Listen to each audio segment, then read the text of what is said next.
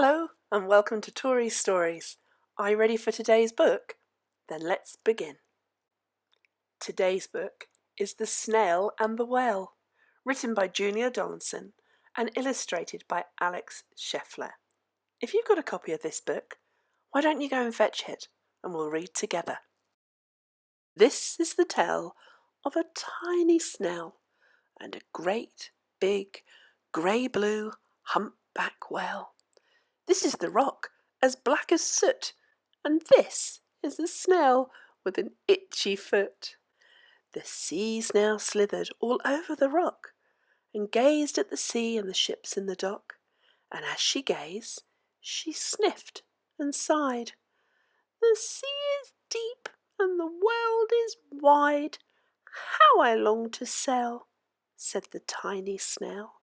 These are the other snails in the flock, who all stuck tight to the smooth black rock, and said to the snail with the itchy foot, "Be quiet, don't wiggle, sit still, stay put." But the tiny sea snail sniffed and sighed, then cried, "I've got it, I'll hitch a ride." This is the trail of the tiny snail, a silvery trail that looped and curled, and said, "Ride wanted around the world." This is the whale who came one night when the tide was high and the stars were bright, a humpback whale, immensely long, who sang to the snail a wonderful song of shimmering ice and coral caves, shooting stars and enormous waves. And this is the tale of the humpback whale. He held it out of the starlit sea and said to the snail, "Come sail with me." This is the sea so wild and free that carried the whale and the snail on his tail to towering icebergs and far-off lands, with fiery mountains and golden sands. These are the waves that arched and crashed, that foamed and frolicked and sprayed and splashed the tiny snail on the tail of the whale.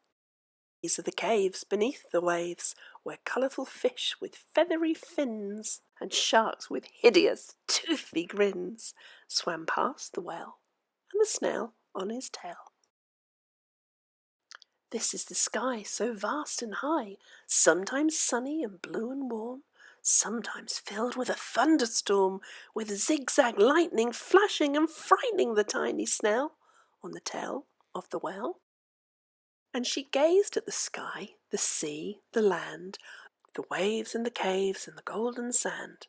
She gazed and gazed, amazed by it all, and she said to the whale, "I feel so small." But then came the day. The whale lost his way. These are the speedboats running a race, zigging and zooming all over the place, upsetting the whale with their ear-splitting roar, making him swim too close to the shore. This is the tide slipping away. And this is the whale lying beached in a bay. "Quick, off the sand and back to sea!"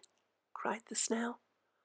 "I can't move on land, I'm too big," moaned the whale. The snail felt helpless and terribly small. Then, "I've got it!" she cried, and started to crawl. "I must not fail," said the tiny snail. This is the bell on the school in the bay, ringing the children in from their play.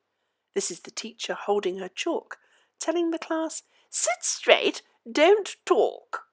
This is the board, as black as soot. And this is the snail with the itchy foot. "A snail! A snail!" The teacher turns pale.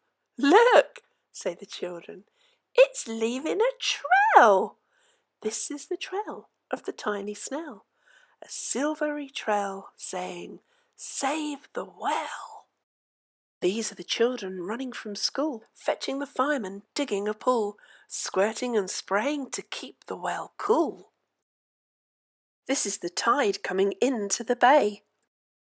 These are the villagers shouting, "Hooray!" as the whale and the snail travel safely away. back to the dock and the flock on the rock, who said, "How time's flown, and haven't you grown?"